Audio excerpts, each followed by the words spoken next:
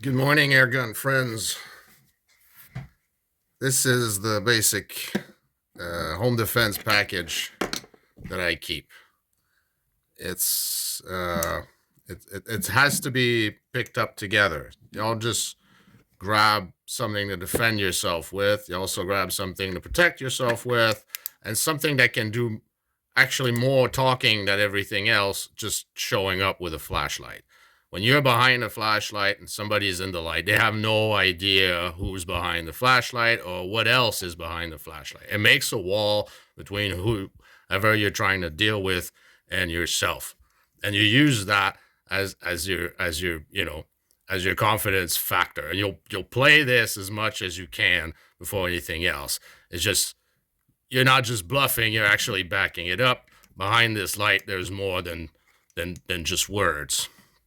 Okay, so in Canada, this is the way I interpret this. If I had to deal with something today, I would need an interpretation of what I'm allowed to do. If something happens today, I'm not saying I can't learn more or change my approach. This is where I'm standing right now. We're allowed to defend ourselves in case of a home invasion or a situation where you just can't get out of it and you need to actually defend yourself against a threat. There has to be an obvious threat that you can single out afterwards because you're gonna have to explain yourself. That's how Canada operates. So you're allowed to defend yourself. You will have to explain yourself because you need a proportionate response to the threat. And that is what is that? I'm just playing with this. What is that? Like it's your story versus it's your unexperienced story of somebody who's never dealt with that, having to make a split decision against a horde of experts who are going to judge if you employed, proportional force to the level of threat that you had. So basically, you don't stand a chance there. You can always just fuck off. You can always run away. They'll always tell you that's the best option.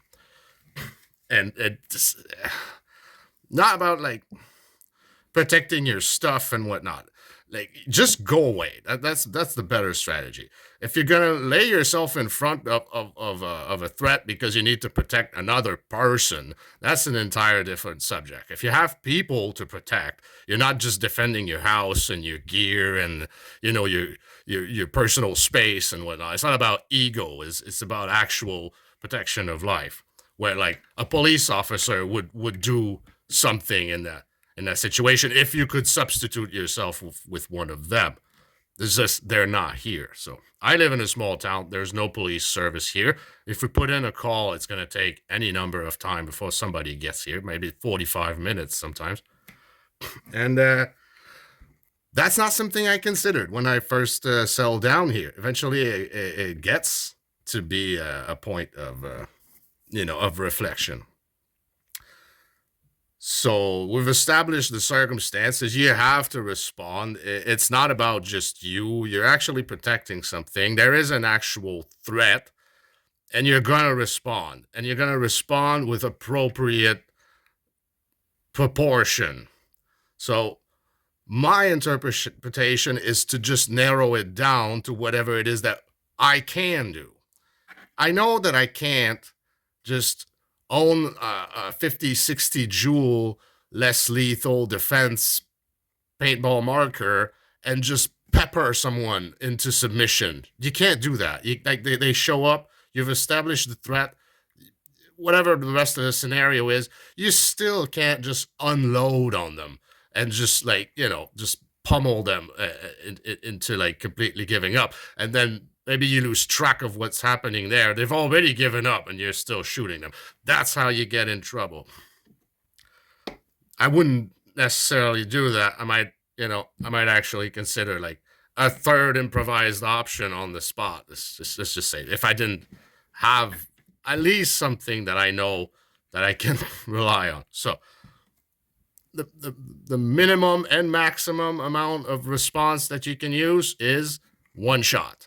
You can take one shot and you'll have that as a story. I took one shot.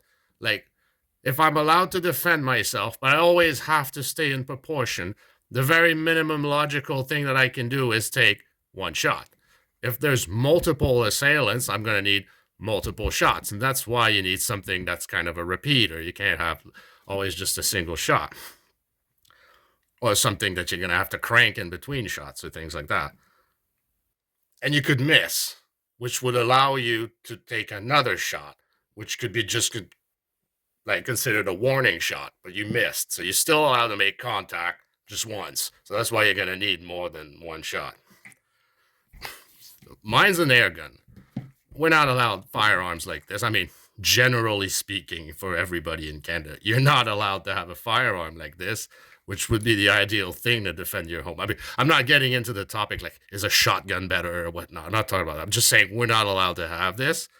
And even if you have a standard rifle, actual firearm to use for home defense, you're not allowed to keep it loaded. The ammo has to be locked up somewhere else.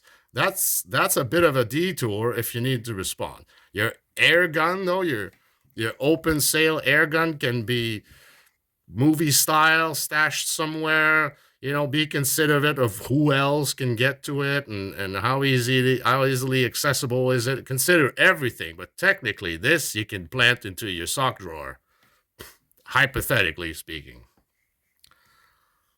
It's not a self-defense, home defense, less lethal type, but I do have quick access to CO2.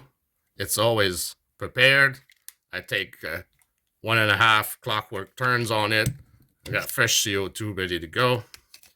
So for the activation part of using an air gun, you need something with immediate puncture. You can't leave it punctured all the time. I mean, you don't defend your house every other week. It's gonna be out of gas by the time you need it. So you need to be accessible. The CO2, needs to be accessible, and you can leave your air gun loaded. I mean, technically, you can leave your air gun loaded. In a revolver, you can use pellets, which is really good. You can have rifled barrels, which they maximize your FPS output, and you can load really elongated, double-headed pellets. Ooh, let's try this. Really long, double-headed pellets. This is 177, but it weighs almost 12 grains. It's 11.57. It's almost the weight of a lightweight 22. At short range, there they do one hell of a slap, and they're kinds of pointy that are actually sharp. This'll gash. This'll gash or penetrate or go through some clothes or go through your jeans. Definitely. Shoot out about 400 FPS when you're talking about being 10 feet away, if that. And moreover, why an air gun? Well, if you're going to take one shot, you're going to take a face shot. You can shoot them in the leg, but it's not like the effect of a bullet. You shoot somebody in the leg, they're actually down, and then they're afraid for their lives. This is more of a way to blur the cards a little bit so that you can go back to strategy one, which is to get the hell out of there. But one face shot might give you exactly that. By the time they reel back or whatever else starts playing out afterwards, at least this will give you a fair chance of actually hitting the target and getting some damage done, and maybe get some like incapacitating damage done. And then you can always prove that you only shot once or twice with a warning shot if you can present like your load back again at the end of the whatever happened. But that has to be behind these. They're going to show up with something too. They might have markers or pepper balls or stuff like that. I mean, anybody can get those stupid things, or they can get air guns of their own and whatnot. So if you get shot in the face, you have to at least be ready to keep going. So you're going to need your eyes. So when you reach for this, it's first goggles, flashlight, just standing by. You're going to crank the air in. You're already wearing your goggles. You got the pistol in the firing position, and then you go for the flashlight, and that's it. That's my interpretation. I don't want to do any of this. I don't like the idea of gearing up for home defense and all that because it gets in your head. You always end up thinking about the action of shooting people. It's not healthy, you know. I don't want to become like that for some reason. I don't know. No judgment to anybody. Uh, I just don't like living in that mindset all the time. But I do have other means of self defense around the house. I have clubs and bats and everything else that's just hanging around in convenient places without being a danger to anyone necessarily. But as for like pulling the trigger at someone, like actually, yeah, never mind real guns. Since like this isn't like this goes beyond just doing whatever I can with whatever I have. The old adage, like something is better than nothing. This is actually my best logic of it if I had to choose. A real firearm would be too long to reach and too long to load, and you might fail at what you have to do. A marker might just miss or jam or leak or anything else. Everything PCP I find way less reliable. And yeah, you're loading up with shots with round balls, and the reflex is going to be to just clack clack clack clack clack, and you're gonna shoot way too much before you know it's gonna be too late.